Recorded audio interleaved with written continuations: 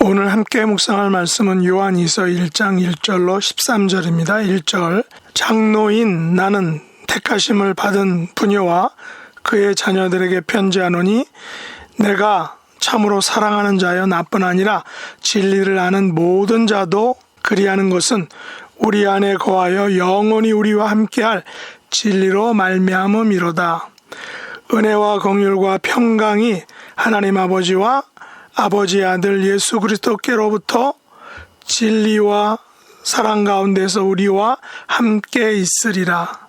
너희 자녀들 중에 우리가 아버지께 받은 계명대로 진리를 행하는 자를 내가 보니 심히 기쁘도다.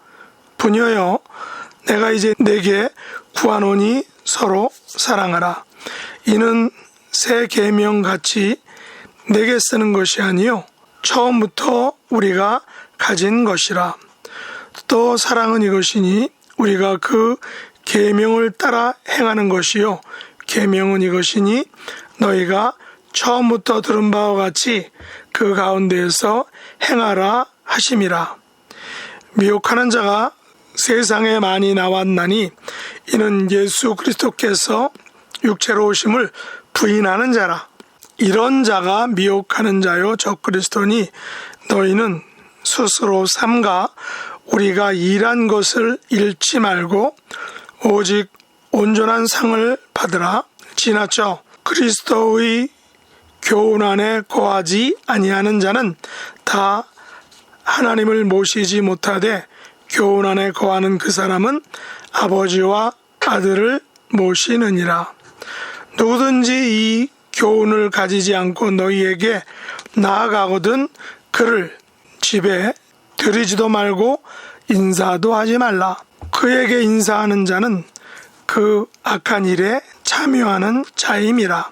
내가 너희에게 쓸 것이 많으나 종이와 목으로 쓰기를 원하지 아니하고 오히려 너희에게 가서 대면하여 말하려 하니 이는 너희 기쁨을 충만하게 하려 함이라.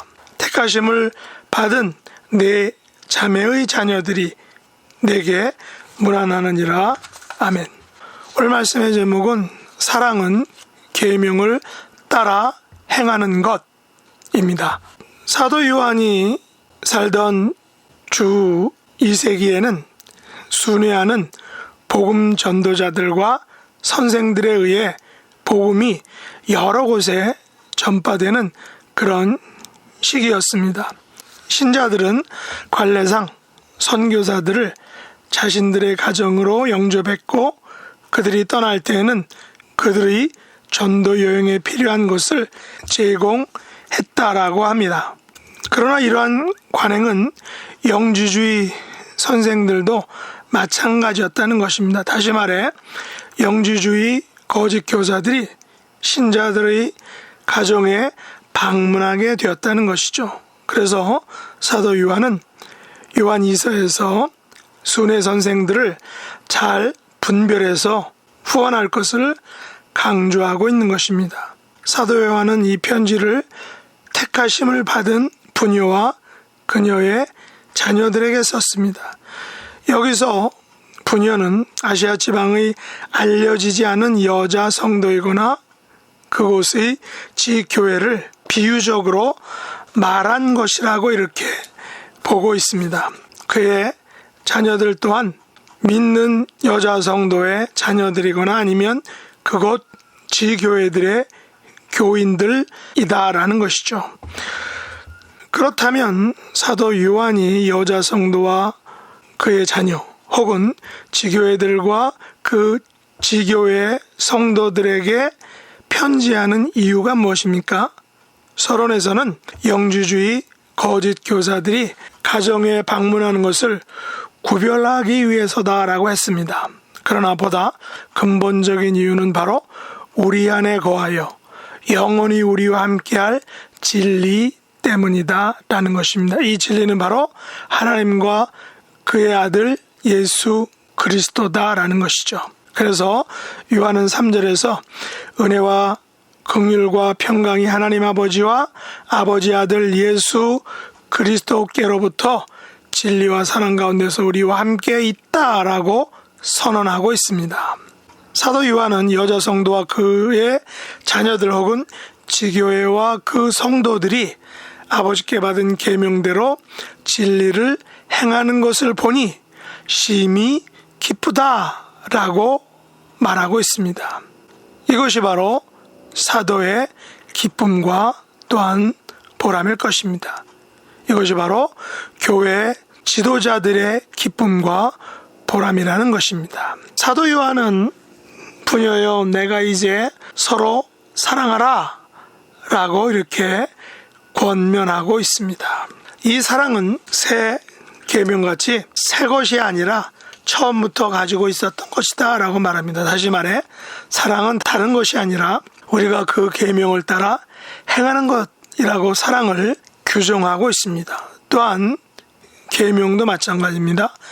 계명은 처음부터 들은 바와 같이 그 가운데서 행하라 하심, 이것이 바로 계명이다라는 것이죠. 그렇다면 사랑과 계명은 서로 밀접하게 연결되어 있다는 것입니다.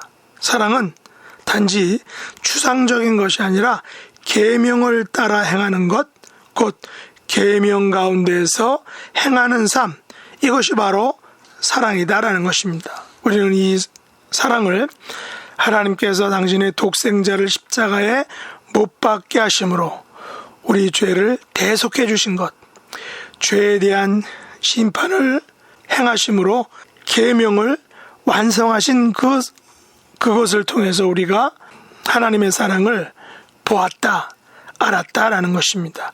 그것이 바로 하나님의 사랑이라는 것이죠. 그러므로 우리는 예수님께서 우리 죄를 위해 십자가에서 죽으신 그 사건을 믿어야 합니다.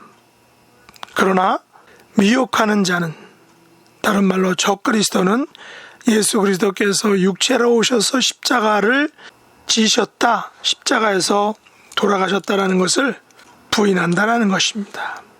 육체로 오신 것을 부인한다라는 것이죠. 그러나 이것은 바로 잘못된 가르침입니다.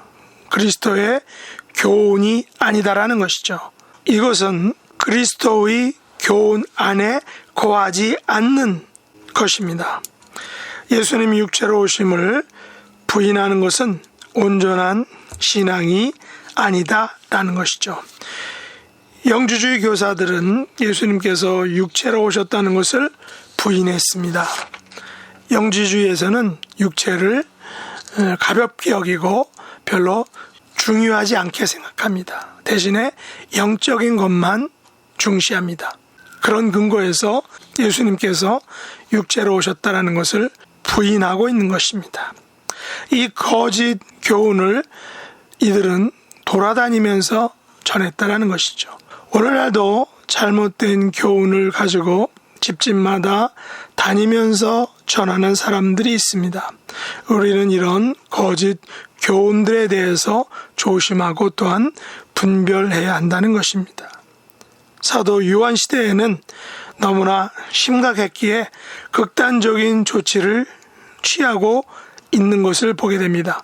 그것은 그들을 집에 들이지도 말고 인사도 하지 말라라고 사도 요한은 얘기했습니다. 그에게 인사하는 자는 그 악한 일에 참여하는 자라고까지 말하고 있습니다. 이것을 오늘날 우리의 삶에 문자적으로 적용하기는 좀 무리가 있지만 거짓 교사들의 또한 이단 사상들의 교훈이 어느 정도 심각한 문제인지를 분명하게 알려주는 것입니다. 그래서 우리들도 이 같은 거짓 교훈들, 이단 사상들을 매우 또한 심각하게 생각하고 조심해야 한다는 것입니다. 마지막으로 12절에서 사도 요한은 종이와 먹이 아닌 대면하여 보기를 원한다라고 이렇게 말하고 있습니다. 오늘날 우리들의 상황과 딱 맞는 상황 같습니다. 역시 교회 공동체는 대면하여 말하고 대면하여 예배드리고 대면하여 교제할 때에 기쁨이 충만해지기 때문이다 라는 사실입니다. 바울은 서두에서 그 부녀와 그의 자녀들 혹은 지교회들과 그 지교회 성도들이 계명을 따라 사는 것을 인해서 행복하다, 해피하다라고 했습니다. 우리들도 바로 우리 공동체 안에서 그 공동체 형제자매들이, 식구들이 하나님의 말씀을 따라 사는 것을 보게 될 때 너무나도 기쁨이 충만하고 행복한 것입니다. 하나님께서 우리 교회 공동체에도 속히 대면하는 기쁨, 대면 예배와 대면의 교제의 기쁨으로 충만해질 수 있는 은혜와 긍휼을 베풀어 주시기를 간절히 간구합니다.